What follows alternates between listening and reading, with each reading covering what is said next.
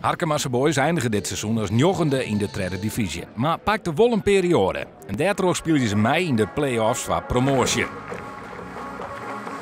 De ploeg van trainer Henk Hedder komt op het 10e wedstrijd op voorsprong. Uit een hoekskop van Oebele Skokker, die het hing bloot voor de goal, is het Henny Bouwius die er als eerste bij is om van dichtbij de 0-1 in de touwen te zitten. De Harkieten kennen Liekbos net lang geniertje van de voorsprong. Erik Jansema die maakt nu tradingmeidje binnen de 16 meter en het is een strafskop die het volgt van Lisse.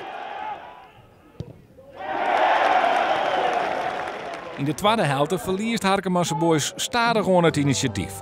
En er komen grote kansen voor de thuisploeg.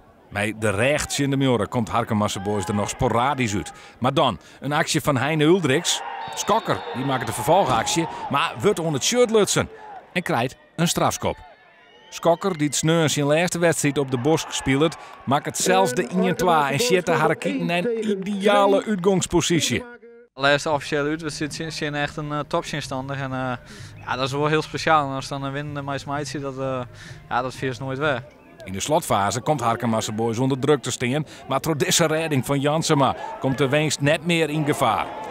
En dus komt promotie wel heel dichtbij. We worden met z'n allen wel vergeten nou de Safir binnen. Ik bedoel, het is nog niet een wedstrijd en je zet je een goed resultaat al. Dus ja, thuis wil we het wel houden, en ja, dan zien we volgend jaar wel weer. Nou ja, Lisse spelen thuis, een hoop supporters, grote club, goede ploeg. En die beginnen op een bepaald moment moeten ze winnen. Ik kan een goede uitgangspositie creëren voor zaterdag. Het weer heel zwier, het weer strijd, het weer overleven. Nou ja, ik ben ontzettend trots op die jongens.